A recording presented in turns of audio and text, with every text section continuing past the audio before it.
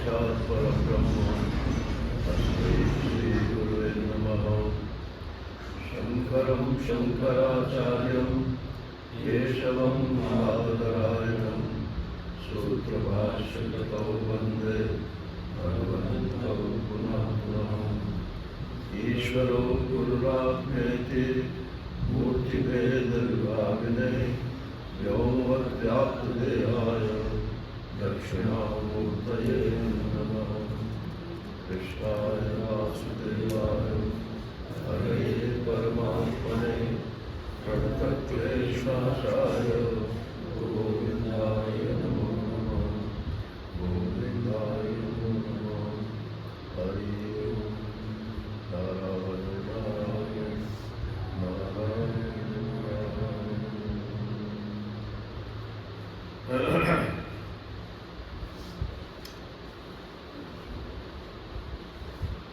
सुबह के सत्र में कठोपनिषद चलाने की बात है और शाम के सत्र में 6:30 बजे से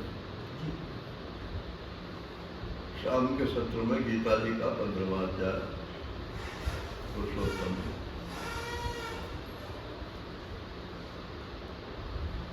समय भरना है, कुछ भी चला लो, भगवत चर्चा होनी चाहिए।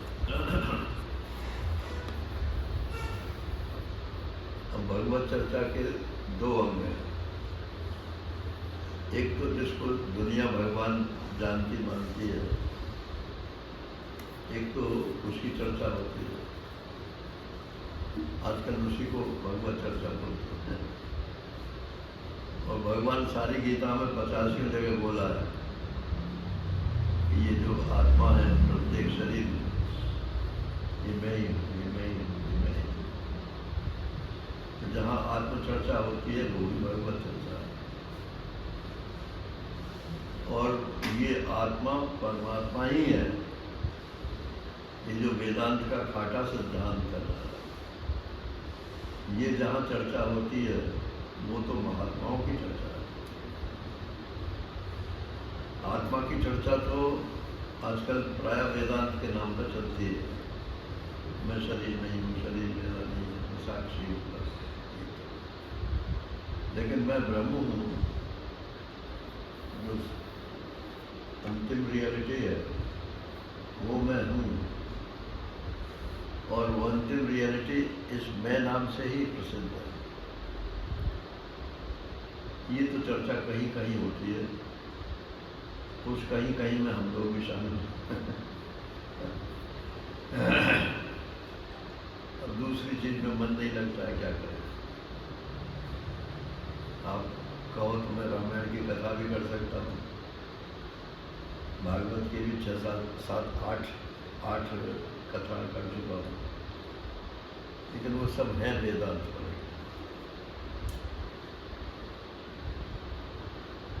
तो भीतर जो खाया है उसी की डकार आती है। नारायण।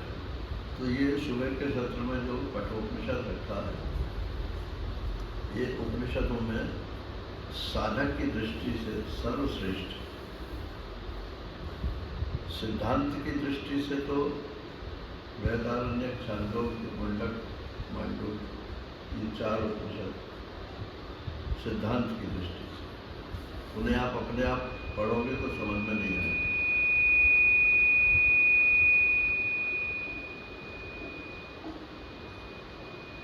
और ये कठोपनिषद जो है, ये अपने आप भी पढ़ोगे तो भी थोड़ा बहुत समझ में आ ही जाएगा, क्योंकि इसमें जो साधन पक्ष है वो तो सरल है, जो सिद्धांत पक्ष है वो तो किसी से सुनना ही पड़ता है। अपने आप उसका अर्थ लगाओगे तो कुछ का कुछ लगाओगे।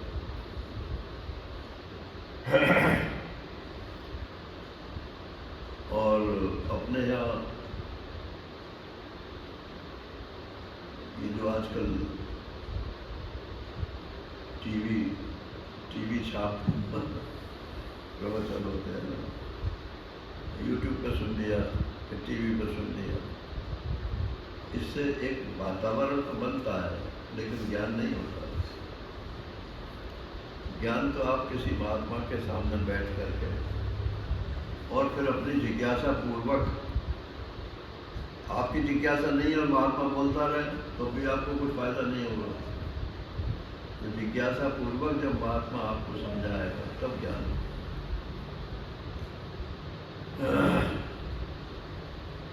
तो ये कृष्ण यजुर्वेद की कठ शाखा का उपनिषद है, इसलिए इसको कठोपनिषद या काठकोपनिषद भी बोलते। इतना बड़ी बात। पहले इसका शांति पाठ करते हैं, मैं बोलता हूँ, तो जिनके पास किताब हो वो तो किताब में पढ़ी लेंगे, नहीं तो मेरे पीछे पीछे। ओम सहनावतु, ओम सहनावतु, सहनौ भुनक्तु, सहनौ भुनक्तु, सवीर्यं करवावहै, सवीर्यं करवावहै, तेजस्विनावधीतमस्तु, तेजस्विनावधीतमस्तु, मा विद्विषावहै, मा विद्विषावहै। ओम शांति शांति शांति। ओम शांति शांति शांति। ये जहाँ कहीं पढ़ाया जाता होगा, वहाँ गुरु और शिष्य दोनों जने मिलकर इसको बोलते हैं कि हम दोनों की ईश्वर से प्रार्थना है, गुरु शिष्य की दोनों की रक्षा करें, हम दोनों साथ साथ भोग करें। ये आरएसएस की जो छोटी क्लासेज हैं, तो एक बालक था, तो मैंने कहा तुम्हारे यहाँ कुछ सिखाया जाता है? कि हाँ। क्या सिखाया जाता है? तो सहनावतु सहनौ भुनक्तु, क्या अर्थ है इसका? बोले जब भोजन करो, भोजन के लिए सिखाया जाता है। सहनौ भुनक्तु, साथ साथ भोजन कर। अरे भुनक्तु का मतलब भोजन भी छोड़ा ही होता है। जो कुछ भी हम भोग करें, गुरु और शिष्य, वो दोनों साथ साथ ही करें। क्योंकि गुरुकुल प्रणाली होती थी, अब आजकल तो कोई कहीं रहता है, कोई कहीं रहता है। और सहवीर्यम करवावहै, हम दोनों ही बराबर के शक्तिशाली बने। अब गुरु जी तो पहुँच गए आसमान में और चेला जी अपनी जमीन छोड़ने को तैयार नहीं। बोले नहीं, साथ साथ हम दोनों शक्ति प्राप्त करें, वीर्य प्राप्त करें। वीर्य मतलब होता है संतान परंपरा को आगे बढ़ाने वाली शक्ति। वीर्य तो संस्कृत में रेफ का तो लोप हो गया और या का जा, तो वीर्य को ही बीज बोलते हैं। तो चूंकि ये पुरुष में ही होता है, तो इसलिए संतान का जो बीज है वो पिता से ही आता है। माता से तो फ्लैश, क्या बोलते हैं, मांस, हड्डी जो है वो पिता से बनती है, और उसके चारों तरफ जो मांस बनता है वो माता से बनता है। संस्कार वीर्य में होते हैं, क्योंकि जीव जो है वो वीर्य में प्रवेश करता है। तो संस्कार लेकर के जीव अपने लिए आता है और पिताजी के भी संस्कार लेकर के आता है। और जब मांस बढ़ता है तो माता के संस्कार उसको घुस जाते हैं। इसलिए कल मैं कह रहा था, महाराज श्री ऐसे बोलते थे कि लड़की देखने जाओ तो लड़की के माँ को देखो, लड़की को देख के आप कुछ पता नहीं कर सकते। तो जैसी माँ होगी वैसी लड़की है। लड़ोकिया होगी माँ तो जरूर लड़ेगी आप। और रोटी बनानी आती नहीं है लड़कियों से, अब क्या करें बताओ। मुंबई में एक केस हुआ, मैं पढ़ता हूँ ना, कोर्ट केसेस। तो उसने कहा कि मुझे ये किचन में सहायता नहीं करते। उसमें तलाक का केस था। वो क्या सहायता करें कि मेरे साथ एक दिन तो रोटी बनवा पाए, रोटी खाते तो है बनवा। और मेरे को जो है किसी रेस्टोरेंट में भोजन कराने नहीं ले जाते। अब बताओ, ये तलाक के पॉइंट हैं।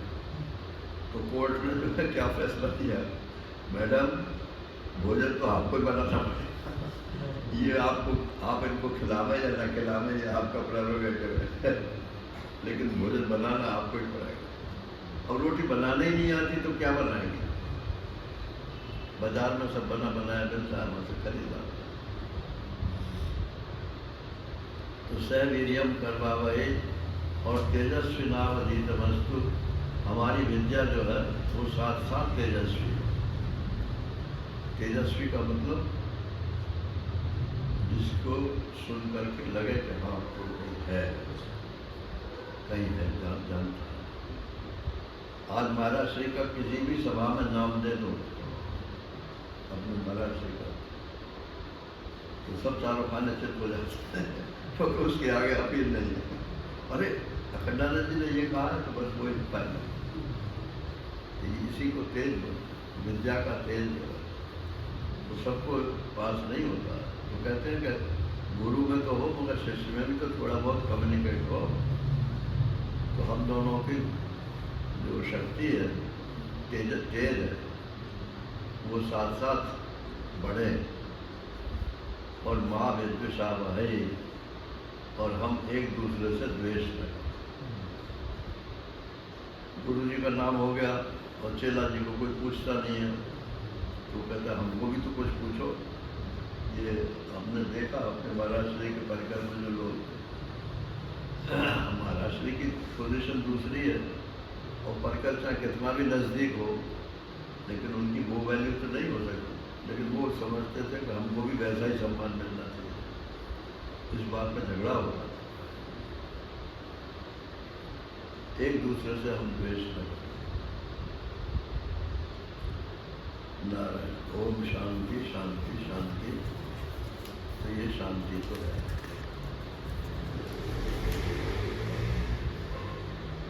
अब इसके आगे ये शंकर भाष्य में शंकराचार्य जी ने जो भाष्य लिखा है इसमें प्रस्तावना समझ लो इसको। पहले तो कहते हैं हम पढ़ ही लेता हूँ। ओम नमो भगवते वैवस्वताय मृत्युवे ब्रह्म विद्या आचार्याय नचिकेतसे च। ब्रह्म विद्या के ये ब्रह्म कोई चीज़ ऐसी नहीं है कि खाने पीने की होती है, ये विद्या है। विद्या बुद्धि में रहती है ना।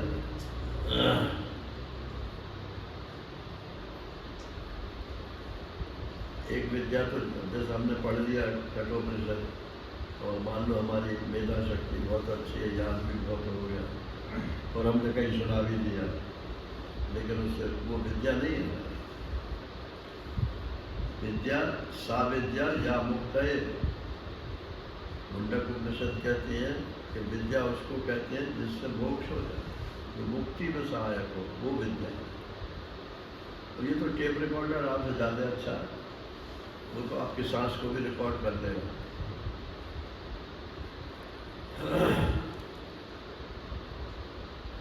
हमारा अमित जो है इसकी वेदा बहुत अच्छी है, पूरा संस्कृत में याद कर लेता है। मैं कहता हूँ भाई धन्यवाद है आपको और आपके माता पिता को। बहुत अच्छी है, सारी गीता याद है। उपनिषद जो पढ़ लेता है कंठ हो जाता है, और संस्कृत में ही कंठ करता है, ऐसा नहीं है हिंदी में कंठ करता है। तो कहते हैं हम इस ब्रह्म विद्या के आचार्य कौन है कि यमराज, मृत्यु के देवता। मरना सिखाती है ये ब्रह्म विद्या, जीना तो हम अपने आप ही जीते हैं, कोई सिखाता नहीं है। सांस चल रही है, जीना, जब तक सांस चलेगी जिएंगे, खाएंगे पिएंगे, लेकिन मरना कैसे चाहिए ये ब्रह्म विद्या सिखाती है। और ये मरने से तो डर लगता, वो डर भी छुड़ा दे। कैसे मरना चाहिए अब आजकल भागवत का रिवाज ज़्यादा है, तो परीक्षित ने तो 7 दिन में भागवत सुनी और मुक्त हो गए। और आज तो जाने कितनी भागवत सुनते हैं और कोई भी मुक्त नहीं होता है। तो विद्या जो है, सा विद्या या मुक्त है। विद्या वही है जो मुक्त करता है। प्राण निकल जाए ये मतलब नहीं है, मुक्त हो जाए माने कहीं आपको बंधन स्वीकार्य है। ये जब हम कॉपी करना चाहते हैं ना किसी को, मनोज, ये सबसे बड़ा बंधन। महाराज श्री उड़िया बाबा जी के शिष्य थे। मैंने शिष्य से मतलब विधिवत तो वो किसी को शिष्य बनाते ही नहीं थे, सब अपने आप ही मानते थे, लेकिन उन्होंने उनको कॉपी नहीं किया। वो अवधूत टाइप के थे, महाराज श्री राजसी ठाट के थे।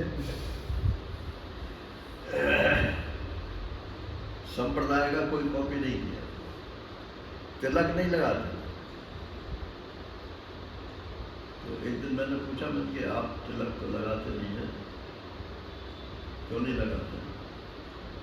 बोले देखो अगर मैं खड़ा तिलक लगाऊं तो वैष्णव कहेंगे कि ये तो वैष्णव है, और अगर पड़ा तिलक लगाऊं तो कहेंगे ये शैव है, और यहाँ तक का लगाऊं तो कहेंगे कि ये कौन है? अरे चैतन्य महाप्रभु के सब। और यहाँ तक का लगाऊं तो राधा वल्लभी है, और चौड़ी लिख के लगाऊं तो रामानंदी है। तिलकों के तो इतने प्रकार है, इसलिए मैं किसी का तिलक लगाता ही नहीं।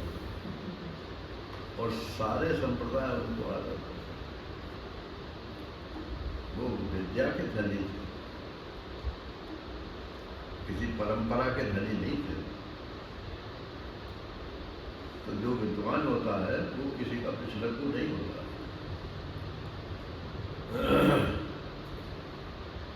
तो एक तो हम ब्रह्म विद्या के आचार्य यमराज जो इसके आचार्य हैं, और एक जिस नचिकेता जिसको ब्रह्म विद्या प्रदान की गई है उसको भी हम प्रणाम करते हैं। अरे कोई ऐसा निकलता है कि जो इस ब्रह्म विद्या को जानना चाहता है, और उनमें भी कोई चाहने वालों में से कोई निकलता है जो उसको प्राप्त करता है, और उनमें भी कोई ऐसा निकलता है जो उसको जीवित करता है, और उनमें भी कोई ऐसा निकलता है जो उसको कम्युनिकेट कर देते हैं, एक दूसरे को दे देते हैं। ये कोई मामूली चीज़ थोड़ी है। तो नचिकेता को भी हम प्रणाम करते हैं, क्योंकि वो भावी आचार्य है। आज नचिकेता और उसका संवाद नहीं होता तो कठोपनिषद कौन पढ़ता? हम कहते हैं कि उपनिषद को उपनिषद क्यों कहते हैं। अभी मैं जरा संक्षेप से बोल रहा हूँ। तो पहले तो व्याकरण की दृष्टि से बताते हैं कि सद धातु जो है उसके 3 अर्थ होते हैं। सद, नृ, विसरण, गति, अवसाधन। एक तो गति माने ज्ञान, और गति माने मोक्ष, फल। सबका फल जो है मोक्ष है। गतिर्भर्ता प्रभु साक्षी निवास है शरण, गीता का श्लोक है। परमात्मा ही गति है, अंतिम पड़ाव। तो एक तो सब धातु का मतलब गति होता है, और एक विसरण होता है, बिखरना। अभी जरा डरावनी बात है। विसरण माने अभी तो हम इतने हमारे परिवार में हैं, इतने हमारे पहले पूर्वज हैं, उनकी गाते रहते हैं। तुम अच्छे काम के लिए गाओ तो ठीक है, और कोई तुम्हारे परिवार में किसी ने घटिया काम किया हो तो उसका गाते हो क्या? छिपा जाता है। लेकिन कितना भी छिपाओ, संस्कार तो खून में तो आपके में वो भी है।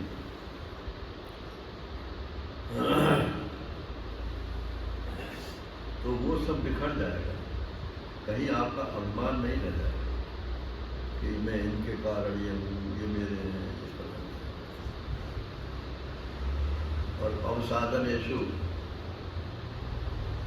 अब ये भी जरा डरने की बात है, कहीं मन नहीं लगेगा। अवसाद आजकल तो इसको क्या अंग्रेजी में क्या बोलते हैं? डिप्रेशन क्या चीज? डिप्रेशन। सॉरी, थोड़ा मैं कब सुनने लगा। डिप्रेशन, ये सारा डिप्रेशन में जाए। अगर थोड़ी ज्ञान में आगे की बात कर रहे हैं ना आदमी, तो घर वाले ये सारा डिप्रेशन में जाता है।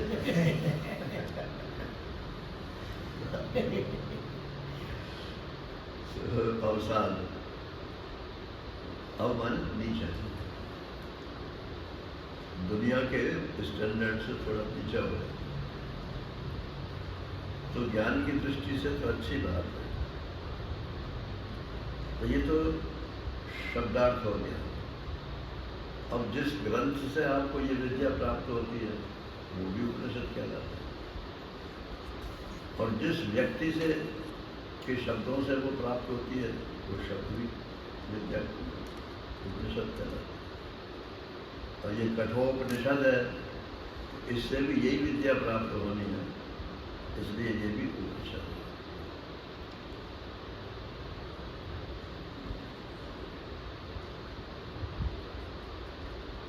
असली बात इसमें बस ये है, हमारे मनीष जी तो कहते रहते हैं, मैं इन्हें दबाता रहता हूँ, मोक्ष की इच्छा होना बड़ा मुश्किल, बहुत मुश्किल। लगता तो है कि हमको मोक्ष चाहिए, मोक्ष चाहिए, लेकिन वास्तव में मोक्ष नहीं।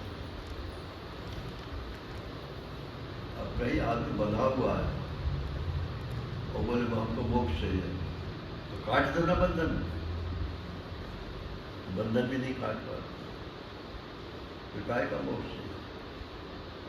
तो आपको जहाँ जहाँ बंधन मालूम पड़ता है, आपको जहाँ जहाँ मालूम पड़ता है, दूसरों को नहीं, आपको जहाँ जहाँ मालूम पड़ता है वहाँ आप उसको काट दीजिए, वरना तो ऐसे ही हिलाते रहोगे और अपने को ब्रह्मज्ञानी मानते रहोगे, होना पड़ेगा।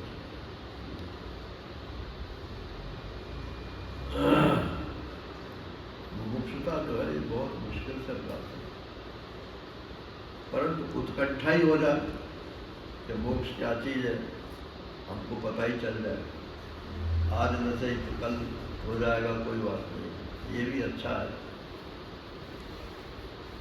ये तो इसकी भूमिका हो गई ना।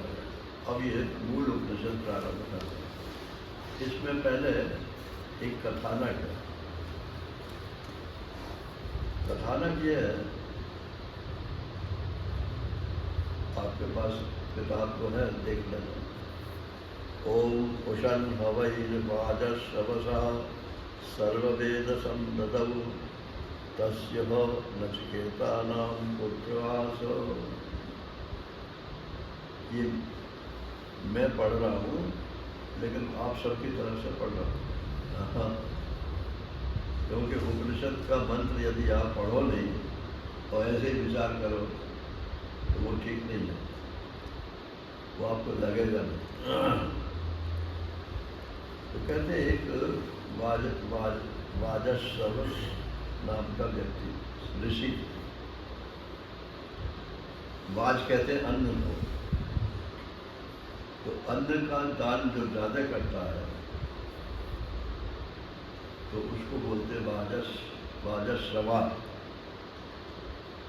और उसका जो पुत्र है उसका नाम है वाजश्रवस। तो वाजश्रवस जो है वो एक यज्ञ करना चाहता है, उस यज्ञ का नाम था विश्वजित। विश्वजित माने जो संसार को जीत ले,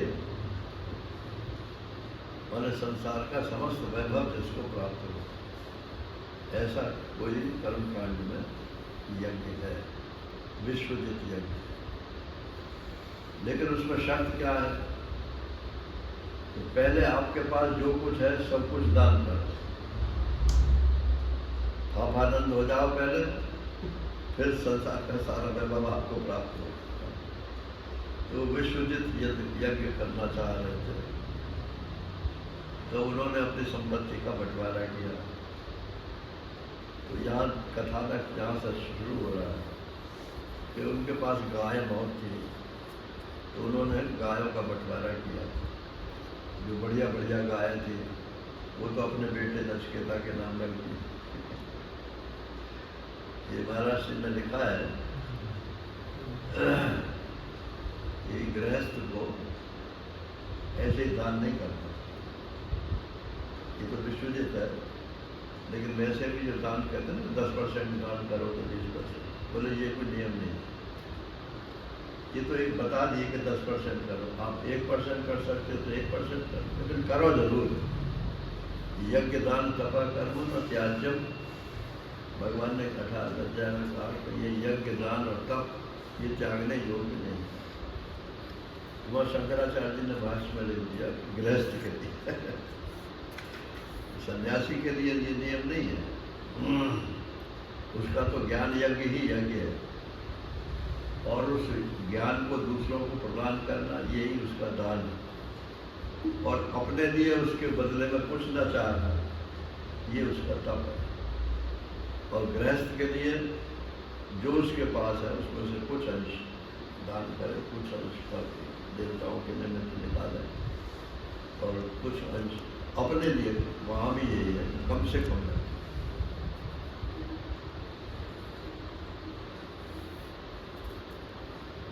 तो अब गाय उसने, हाँ तुम्हारा श्री की बात कर रहा था, उन्होंने कहा कि शुक्राचार्य जी ने ऐसा बोला है कि एक हिस्सा तो अपने लिए रखे और एक हिस्सा अपनी पत्नी के लिए रखे, बच्चों के लिए, पत्नी के लिए, 2, और एक हिस्सा जो व्यापार करता हो वो व्यापार की वृद्धि के लिए रखे, 3, और एक हिस्सा जो है वो यज्ञ के लिए रखे, 4, यज्ञ माने दूसरों को वक्त जरूरत देने की, और एक हिस्सा जो है वो दान करे। दूसरों को सहायता करना ये दान नहीं कहलाता।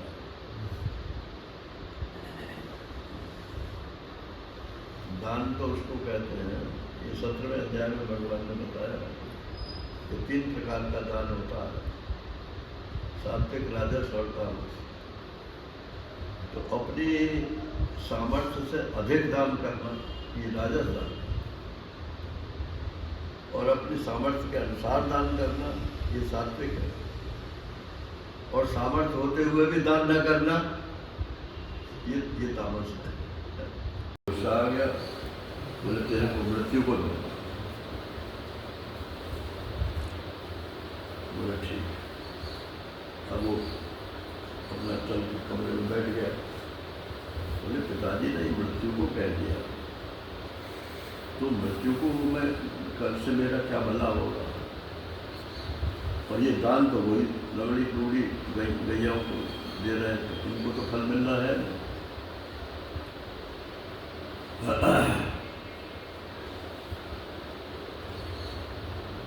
तो इन्हें समझाना चाहिए। अब पिताजी को फिर होश आया, उन्होंने कहा मेरे मुँह से क्या निकल गया, मृत्यु को देता हूँ ना, मर जा, यही कहेगा मोटी भाषा। अरे मेरे मुँह से क्या निकल गया, अब वो पछताने लगे। तो बोले पिताजी आप पछताइए, आपसे पहले जितने आपके जो पूर्वज थे उन्होंने धर्म के लिए जो कुछ भी किया आप भी वैसा ही किया। आपने अगर बोला है कि मृत्यु को दूंगा, मेरे को आप मृत्यु को दे, मुझे कोई आपत्ति नहीं, लेकिन आपका भला होना चाहिए। और ये जो गाय आप उनको दे रहे हैं, लेकिन मेरे हिस्से की गाय सबको दे रहे हैं।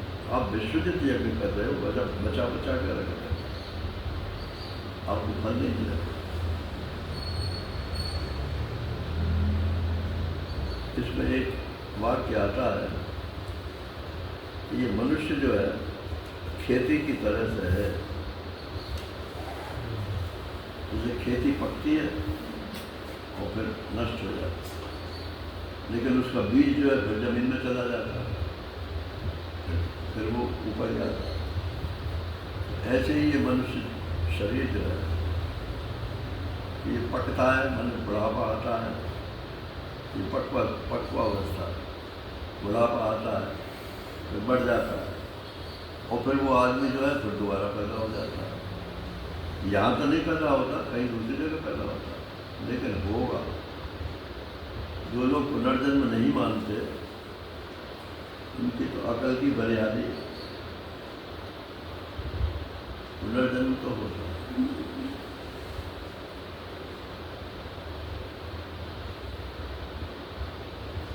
इन्होंने तो कल प्रज्ञान ने एक किस्सा सुनाया कि जिनकी क्लिनिकल डेथ हो गई और फिर वो जिंदा हो गए, तो वो जो मनोवैज्ञानिक था उसने उनसे बातें की, तो कहे मुझे मेरे को ऐसा दिखाई पड़ा, मेरे को ऐसा दिखाई पड़ा। कुछ ना कुछ तो अनुभव हुआ ना, तो मरा तो नहीं था। अब बिल्कुल ही अगर मर गया तो ये अनुभव तो कुछ नहीं होगा कि मैं कहाँ जा रहा हूँ, क्या जा रहा हूँ।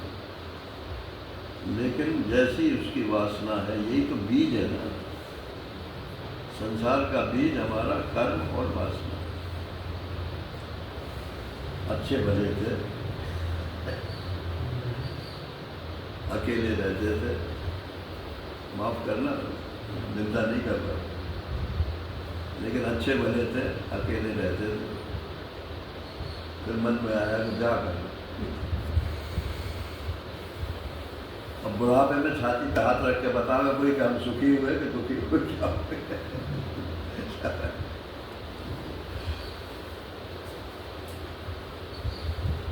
सबके साथ कोई ना कोई समस्या है।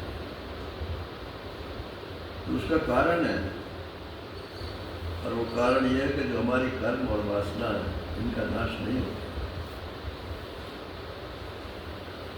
तो ये इसी जीवन में थोड़ी है। सस्य में मर्त्या पच्यते, सस्य में अजायते। जैसे धान में है, धान का बीज नष्ट हो जाता है, फिर हो जाता है।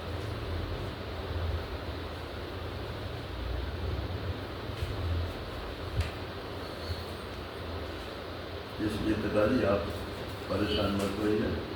अब आपके मुंह से निकल गया है कि मैं मृत्यु को दूंगा, तो आप मेरे को मृत्यु को दे दीजिए। और उन्होंने उसको यमराज के पास भेज दिया, ऐसा लिखा है भाष्य।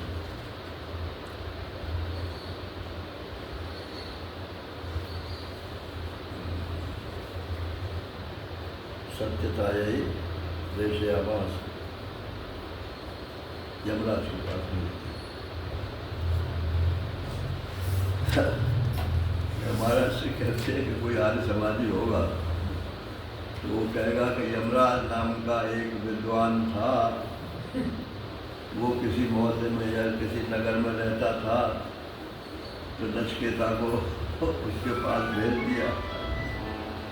अब हम लोगों की जो धारणा है यमराज की, वो तो यमलोक की धारणा है, जो मरने के बाद वो हमको तो दिखाई नहीं पड़ता है, मरने वाले को ही दिखाई पड़ता है।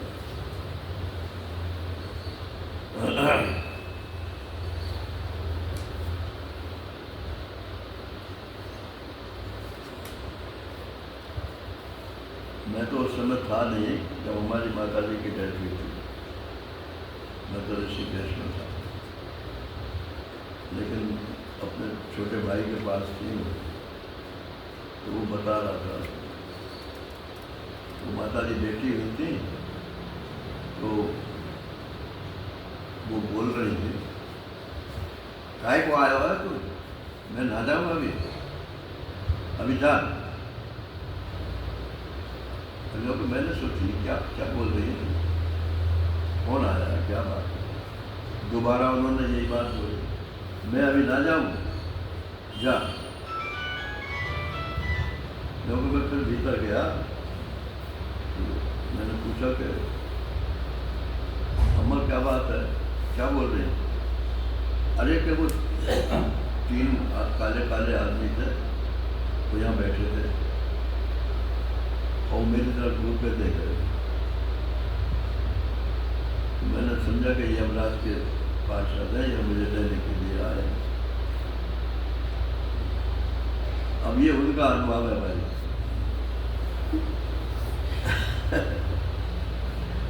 ये बात तो सच्ची है, इतनी बात तो सच्ची है।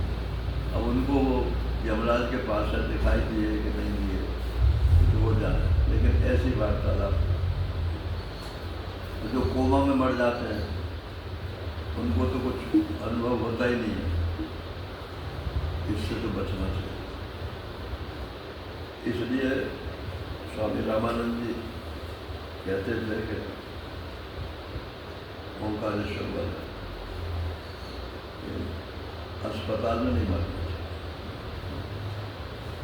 क्योंकि अस्पताल वाले तो या तो आईसीयू में भर्ती कर देंगे और फिर वहाँ से लाश ही निकलती है और कोई बात नहीं।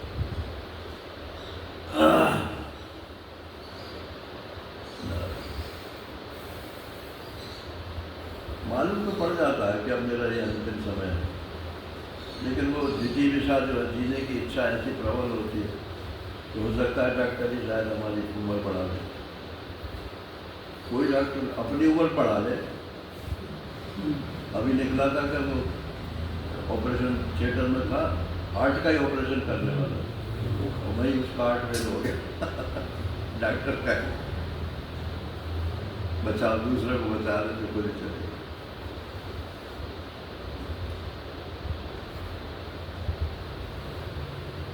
तो यमराज के पास पहुंच गए। अब कथा तो कथा ही है भाई, तो समझ लो कि यमराज के पास पहुंच गए। परीक्ष लोकान कर्मचितान ब्राह्मणों निर्वेद माया नास्त्य कृता कृते न श्रोत्रियम ब्रह्मनिष्ठम स गुरु मेवा विगच्छे श्रोत्रियम ब्रह्मनिष्ठम। ये मुंडक उपनिषद की श्रुति है। परीक्षा करके देख ले। परीक्ष लोकान कर्मचितान, कर्म से जो लोग प्राप्त होते हैं, ये लोग हमारा कर्म से ही प्राप्त हुआ। इतना बड़ा मकान बना रहा है, कर्म के बिना बना गया, पैसा लगाया, मेहनत लगाई।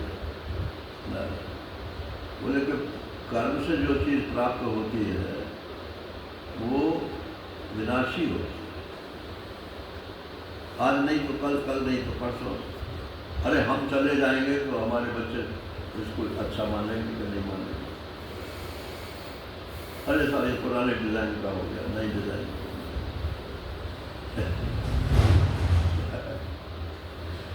नहीं तो बेच देंगे, दूसरा खरीद लेंगे। तो परीक्षा करके देख लो। परीक्ष लोकान कर्मचितान ब्राह्मणों निर्वेद। जो ब्राह्मण है, ब्राह्मण यह जाति से भी मतलब है, और ब्राह्मण माने जो वेद पढ़ते हैं सो। और हम लोग इस समय ब्राह्मण, क्योंकि हम वेद पढ़ रहे हैं, वेद सुन रहे हैं। लेकिन आपसे कोई पूछेगा ना आपकी जाति क्या है? मैं तो वैश्य हूँ।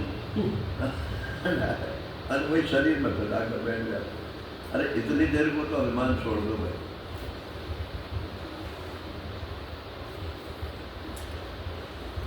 तो पहुंच गया यमराज के पास।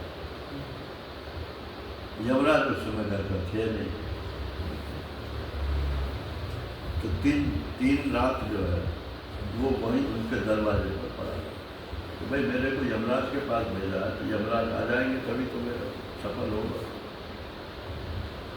अब 3 दिन बाद जब वो लौटे तो उन्होंने देखा, अरे ये ब्राह्मण बालक, छोटा सा बालक, भीतर जाकर पूछा कि ये ब्राह्मण बालक जैसे कि आपके पास आया, इसको पिता ने भेजा। बोले कुछ खाया पिया है इसने कि नहीं? ये तो अनशन किए पड़ा, जब तक मैं मिलूंगा नहीं तब तक कैसे खाऊंगा?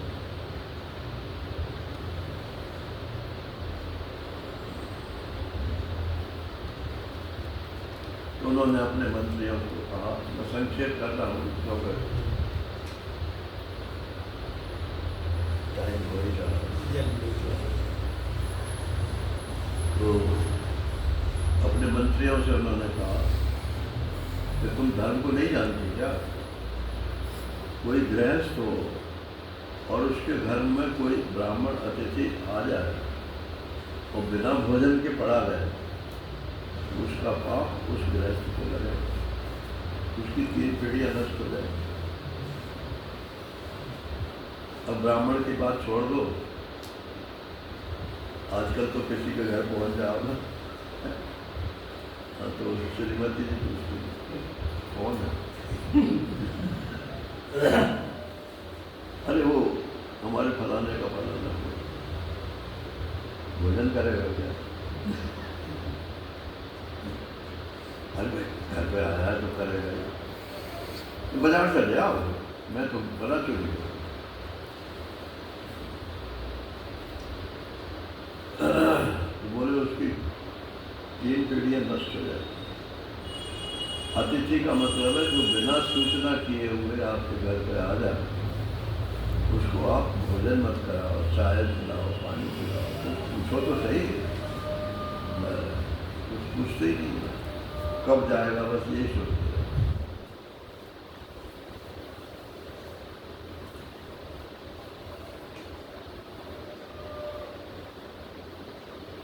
और उसने जितने भी सत्कर्म किए हैं वो सब नष्ट हो जाएंगे अगर ऐसा कोई होगा। इसलिए अब ये ब्राह्मण बालक आ गया है, तो अब तुम इसकी शांति करनी पड़ेगी, तो तुम जल लाओ, मैं इसके चरण दूँ। तो मंत्रियों से जल मंगाया और उस बालक के चरण धोए और बोले भाई मैं बाहर था, क्षमा करता। बोले मेरे को आपके पास भेजा है। बोले ठीक है तुम आ गए, लेकिन अब बताओ तुम मेरे यहाँ बिना भोजन के पड़े रहे, मैं तुमको इसके बदले में क्या दूँ? मैं सब कुछ दे सकता हूँ, मैं यमराज हूँ। और उसको गीता के 10वें अध्याय में था ना, यम संयम कामहम, जो यमराज है भगवान कहते हैं वो मैं ही हूँ। क्या करता है वो? संयम काम, संयम करता है, मतलब नियमन करता है। आपने धर्म किया है तो धर्म का फल देगा, अधर्म किया है तो नरक का। उसका यही काम, जज है।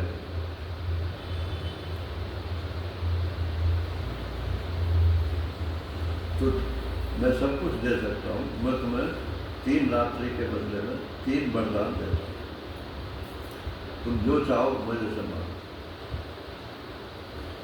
अब देखो देने वाला तो इतना उदार है, लेकिन लेने वाले की आप बुद्धि की बलिहारी है।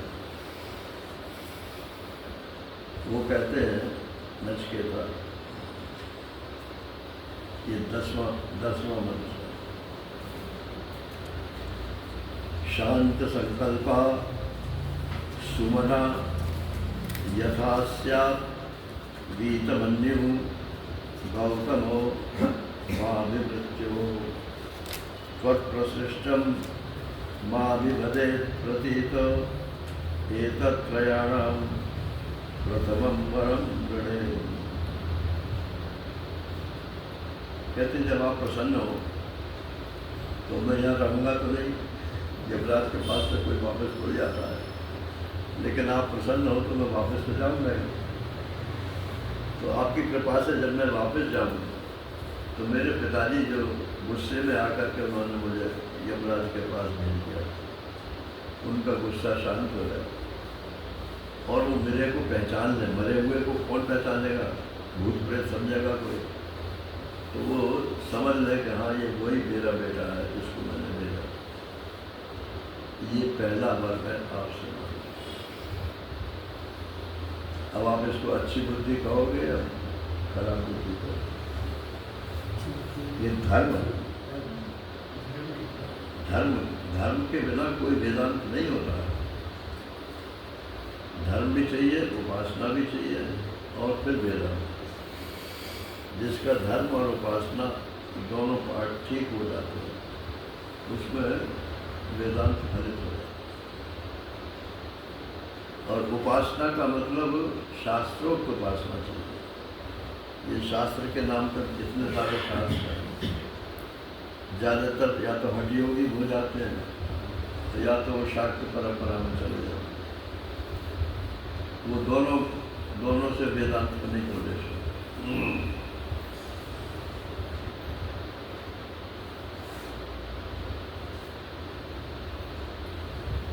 देखा देखी साधे जो, और क्या है,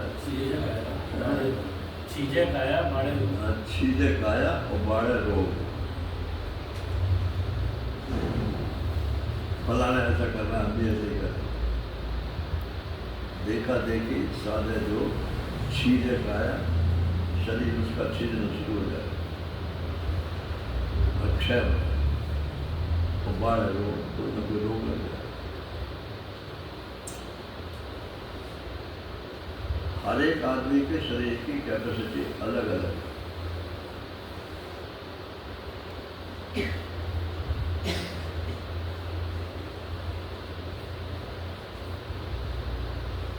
तो महाराज श्री ने यहाँ ये कहा कि इसने ये आया तो है तो उपनिषद, लेकिन उपनिषद में पहला वरदान इसने ये तो लौकिक मांग लिया कि मेरे पिताजी जो है मेरे को प्रसन्न हो। बोले अगर परिवार में प्रसन्नता नहीं है, या तो परिवार को छोड़ दो, और परिवार को छोड़ते नहीं हो तो फिर जैसे धर्म कहता है उसके हिसाब से उससे तुम भी खुश रहोगे, और दूसरा खुश रहे न रहे उसकी जिम्मेदारी हमारी है। तो वो कहते हैं कि तैत्तरीय उपनिषद में ये श्रुति आती है कि मनुष्य को पूर्ण सुख को प्राप्त होगा। युवास्यात् साधु, एक तो जवान हो और एक साधु स्वभाव का हो। मैंने साधु माने कपड़े वाला साधु नहीं, साधु अच्छे धर्माचरण वाला। और युवा तो आ ही चुका। और अध्याय का पढ़ाकू, खाली टाइम में क्या करते हो? किताब पढ़ते हुए। अजी ना कौन सी किताब है? वो पिताजी के पास की रखी थी। अच्छा, तो मैंने कोई किताब खरीदी है कि नहीं खरीदी? तुम्हारी इंटरेस्ट की तो कुछ पता चला है क्या है? कहते हम तो मोबाइल में देखें। और योगी आदित्यनाथ ने कहीं स्टेटमेंट दिया था कि पहले तो विद्यार्थियों को टीवी ने खराब, और आज जो है वो मोबाइल में खराब। कोई ग्रंथ पढ़ना ही नहीं चाहता, अखबार नहीं पढ़ना चाहते, और की तो बात छोड़ो, हम लोग मोबाइल में देखें, फुर्सत ही नहीं मिलता।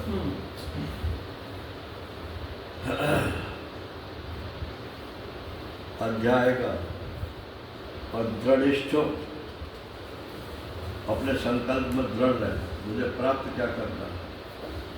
और बलिष्ठा, शरीर से भी बलवान है, और डंडा पकड़ के चलने लगे, बुढ़ापा है, लेकिन अगर युवा है तो बिना किसी सहायता के चलना चाहिए। तो आजकल तो पैदल चलना ही भूल गए, सब बाइक पे चलते हैं, और एक बाइक मेरे ख्याल से 80,000 से कम की तो नहीं जाती। 1 लाख एक से नीचे कोई नहीं है। एक से नीचे एक्टिवा में 1 से ऊपर है। तो इतना पैसा होगा ना तब इतनी सारी बाइकें घूम रही है, लेकिन पैदल नहीं। अरे साहब डिस्टेंसेस बहुत है। अरे डिस्टेंसेस तो बहुत है, मगर तुम तो 10 कदम भी नहीं चलना चाहते हो।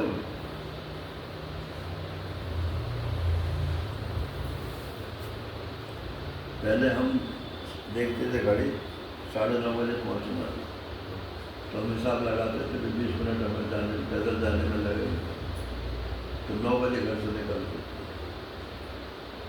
अब आज देखते हैं 9:30 बजे पहुँचना, ओनली 5 मिनट्स।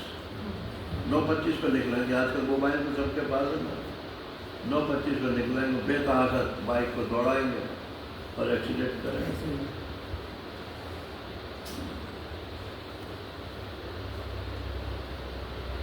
बलिष्ठ आशावान,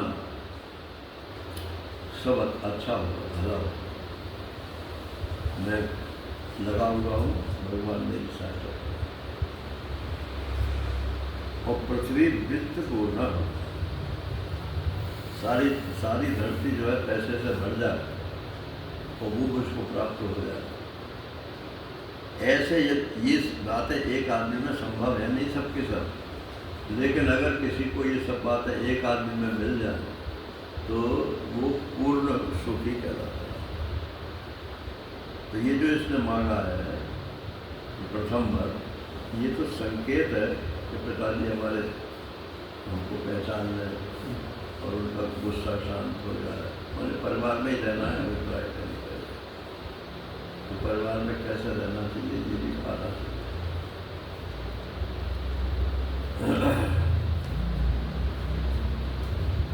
तो यमराज ने कहा कि ठीक है, अब तुम दूसरा वर मांगो। मैंने दिया, तुमने मांगा, मैंने दिया।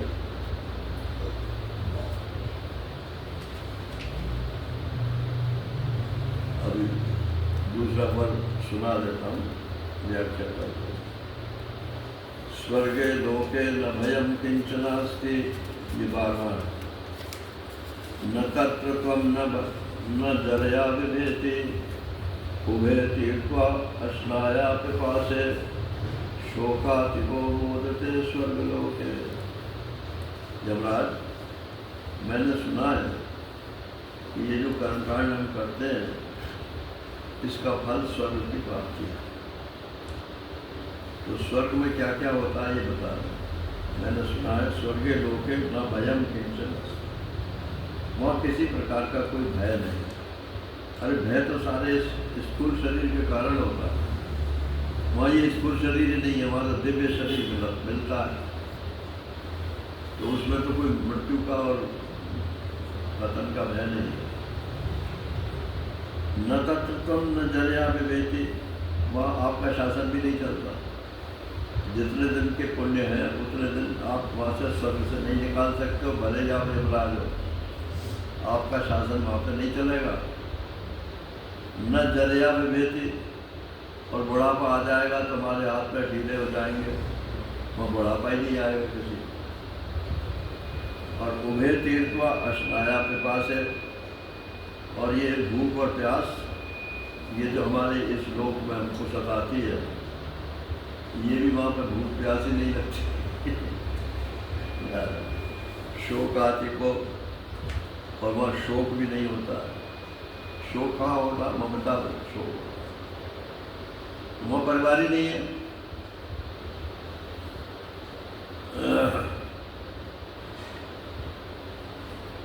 वो उर्वशी काव्य है ना, इनका है, उसका वो लिखते हैं, उर्वशी कहती है उससे तो मैं तुम्हारे साथ शादी करूँ। बोले तुम स्वर्ग की अप्सरा हो और तुम मृत्यु वाले के साथ क्यों रहना चाहती हो? बोले इसलिए रहना चाहती हूँ कि वहाँ भोग तो है, मेरे को सब भोगते हैं, लेकिन संतान कोई नहीं पैदा करता, संतान पैदा ही नहीं हो सकती क्योंकि वो शरीर ही नहीं है उसका। और मैं तो संतान चाहती हूँ, तो आपके पास आऊँगी तो संतान पैदा होगी। ये उर्वशी महाकाव्य में ये बात लिखी है, वो वेद मंत्रों के अनुसार ही लिखी है। तो शोक आदि को वहाँ कोई शोक नहीं होता है क्योंकि वहाँ किसी में ममता है ही नहीं। और मोदते स्वर्ग लोक है, और वहाँ सब प्रसन्न है। तो ऐसे स्वर्ग की विद्या जो है आप जानते होंगे, वो विद्या आप मेरे को। पहला तो इस लोक की विद्या मांगी, सुख मान लिया, अब परलोक में सुख की मांग रहे। यमराज कहेंगे कि ठीक है, वो भी मैं तुमको देता हूँ, बड़ी प्रशंसा के साथ देता हूँ। यहाँ भी महाराज जी ने एक बड़ी बात लिखी है कि हम लोग वेदांती लोग जो है प्रायः कर्मकांड और उपासना कांड की निंदा जाते हैं, लेकिन आखिर को वेद तो ये त्रिकांडात्मक है, उसमें कर्मकांड भी है, उपासना भी है, ज्ञान भी है। तो उपनिषद तो अंतिम है ना, तो जो कर्म उपासना के मार्ग से निकल कर के अंतिम में पहुंचेगा उसे तो फलित हो जाएगा। और जिसने कोई धर्म किया ही नहीं, ब्रह्मचारी तो सब रहेंगे ना, लेकिन ब्रह्मचारी का धर्म क्या है? उस धर्म का पालन किया उसने कि नहीं?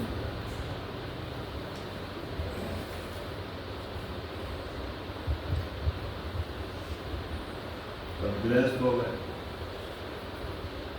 गृहस्थ माने घर में रहना, गृहस्थ घर में जो स्थित हो उसको गृहस्थ बोलते हैं। अरे ये इसका अर्थ नहीं है। इतनी बंदिश है गृहस्थ के कि सोच, अगर उसको पढ़ करके कोई गृहस्थी होना चाहेगा तो होगा ही।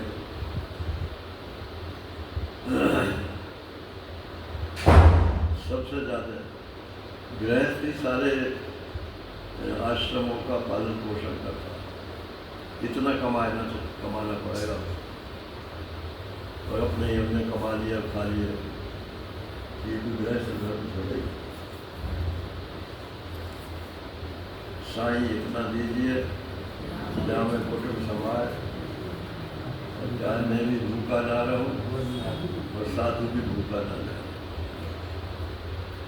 तो साधु माने संन्यास आश्रम के लोग, उनकी जिम्मेदारी भी गृहस्थी की। हम लोग आलोचना तो करते हैं साधुओं को क्यों नहीं लेना चाहिए, क्यों नहीं लेना। अरे तो गृहस्थों का तो धर्म है भाई, उनके धर्म की शुद्ध।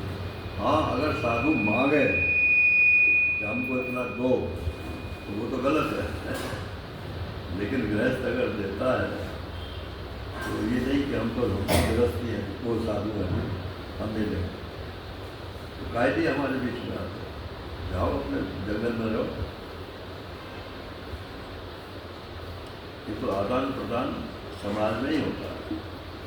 जो आपके पास है वो आप दो, जो उनके पास है वो आपको ब्रह्म विद्या है, भगवत उपासना बताएंगे और आप उनके जीवन यापन के लिए व्यवस्था कीजिए। हरि ओम। पूर्णमदः पूर्णमिदं पूर्णात् पूर्णमुदच्यते